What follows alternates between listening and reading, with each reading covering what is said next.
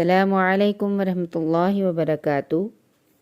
پیارے ساتھیوں، انشاءاللہ میں امید کرتی ہوں کہ جو ہم پیچھے قواعد سیکھ چکے ہیں آپ اس کی بارہا کوشش کے باوجود اس کو بہت اچھا پڑھنے کی کوشش کر رہے ہوں گے۔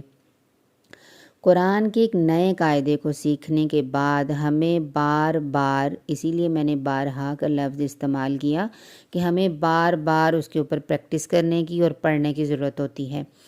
ہم جتنے سال پیچھے گزار چکے ہوتے ہیں ہماری زبان کے اوپر ان الفاظ کی پختگی آ چکی ہوتی ہے، جس کو ہٹانے کے لیے ہمیں کوشش کرنی ہوتی ہے ہم اپنے قواعد کی پختگی اپنی زبان پر لے کے آئیں، اس کے ساتھ کوشش کریں، بار بار پڑھیں، تو بار بار پڑھنے کے بعد ہماری زبان ان قواعد کی عادی ہو جاتی ہے انشاءاللہ۔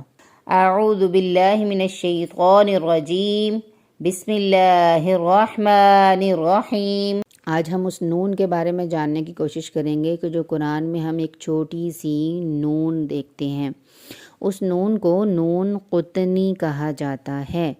یعنی درج ذیل جو نیچے مثالیں دی ہوئی ہیں اس میں آپ کو پتہ چل رہا ہوگا کہ چھوٹا سا نون ہے، اسے نون قطنی کہتے ہیں۔ اسے ہجے اور رواں میں پڑھتے ہیں، البتہ جب اس لفظ پر وقف کریں تو اس کے آخر میں جو نون قطنی ہو تب نہیں پڑھتے، یعنی اگر ہم نے ملانا ہو تب ہم پڑھیں گے، ورنہ ہم وقف کرتے ہوئے اسے نہیں پڑھیں گے۔ آئیے سیکھتے ہیں۔ عادن الاولی، ہم دیکھیں یہاں پر چھوٹی سی نون ہے، جہاں پر نون قطنی آ جائے گا، چھوٹا سا نون آ جائے گا، اس سے پہلے جتنے بھی الف ہوں گے وہ نہیں پڑھے جاتے، نہ تو ہجوں میں پڑھے جاتے ہیں اور نہ رواں میں۔ یہاں پر ہم یہ بھی پڑھ سکتے تھے عادا، کیونکہ الف مدہ آ رہا تھا، لیکن جب ہم نے یہ دیکھا کہ اس کے ساتھ ہی نون آ رہا ہے، نون قطنی، تو نون قطنی سے پہلے جتنے بھی الف ہوتے ہیں وہ گر جاتے ہیں، اس کو نہیں پڑھا جاتا، تو ہم پھر اسی لیے یہاں پر نون قطنی سے پہلے جو الف ہیں ان کو نہیں ہم پڑھیں گے، عادہ ہم پڑھیں گے۔ عادن الاولی خیرن الوصیۃ مثلا القوم لمزۃ الذی، اگر ہمیں یہاں پر وقف کرنا ہو لمزہ الذی، وقف کے ساتھ نون قطنی ختم ہو گیا ہے، اب یہاں پر اس کو اگلے لفظ کے ساتھ نہیں ملا سکتے۔ قدیر الذی، اگر ہم یہاں پر وقف کریں گے تو اس طرح پڑھیں گے قدیر الذی۔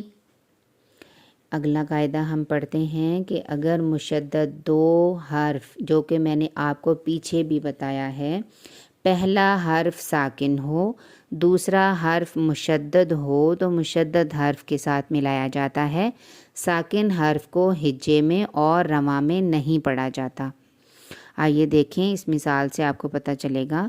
اضرب بعصاک قد دخلوا، ان پورے الفاظ میں جو میں پڑھ رہی ہوں آپ اس میں غور کریں، پہلا حرف ساکن ہے، دوسرا حرف مشدد ہے، ہمیں مشدد حرف کے ساتھ ملا کر سختی کے ساتھ تھوڑا رک کر پڑھنا ہے، ساکن حرف کے ساتھ نہیں ملانا۔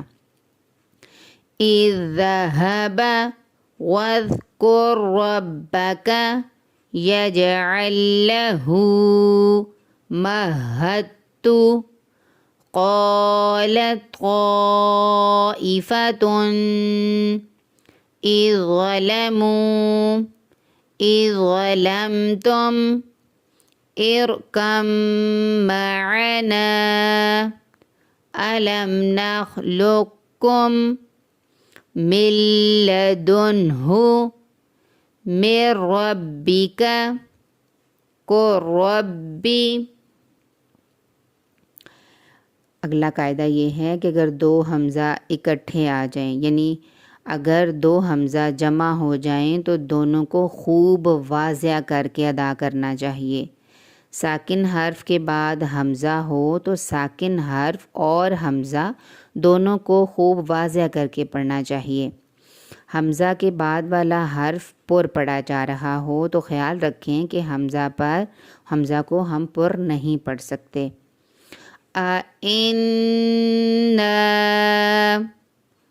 اِذَا كُنَّا اَأَنْتُمْ اَأَلِدُ اَأَنذَرْتَهُمْ۔ آپ نے نون ساکن کا دھیان رکھنا ہے، اس کو آپ نے بالکل اس قاعدے کو نہیں چھوڑنا۔ نون ساکن یا تنوین کے بعد حروف ہلکی کا کوئی حرف آ جائے گا تو وہاں پر غنہ بالکل بھی نہیں کرنا۔ أَأَرْبَابٌ قَدْ أَفْلَحَ وَالْأَغْضَى وَمَنْ أَظْلَمُ مِنْ أَنفُسِهِمْ۔ اب آپ غور کریں اس حرف پر، من جو ہے اس کے بعد حمزہ ہے، نون ساکن کے بعد حمزہ حروف ہلکی ہے، تو ہم نے پہلے من کے اوپر غنہ نہیں کیا، لیکن ان کے اوپر غنہ کیا ہے کیونکہ نون ساکن کے بعد فا ہے۔ من انفسہم ان اجریہ اقررتم ارساہا اصحاب الجنت اللہ الصمد جباہہم۔ اب ہم یہ دیکھیں گے جب دو حروف ہلکی جمع ہو جائیں، جب حروف مدہ اور حروف ہلکی جمع ہو جائیں یا حروف مدہ کے بعد کوئی حروف ہلکی ہو جس پر وقف کیا جا رہا ہو یا حروف ہلکی مشدد ہو، ان سب صورتوں میں حروف ہلکی کو واضح اور بالکل صاف صاف ادا کرنا چاہیے۔ یعنی کہنے کا مطلب یہ ہے کہ ہمیں صرف حروف ہلکی کو واضح کرنا ہے۔ جِبَاہُہُمْ فَتُبِعَ عَلَىٰ أَعُوذُ لَا أُذِيعُ إِلَٰهَ عَابِدٌ بِمُزَحْزِحِهِ سَبِّحْهُ وَمَا قَدَرُوا اللَّهَ حَقَّ قَدْرِهِ۔ اس کے ساتھ ہی انشاءاللہ ہم ایک نئے قاعدے کے ساتھ کل حاضر ہوں گے، اور امید کروں گی کہ انشاءاللہ کل ہمارا یہ قاعدہ مکمل ہو جائے گا اور سارے قواعد کو ہم ایک مرتبہ ریویژن بھی کریں گے۔ اس کے ساتھ ہی اجازت چاہوں گی۔ السلام علیکم ورحمۃ اللہ وبرکاتہ۔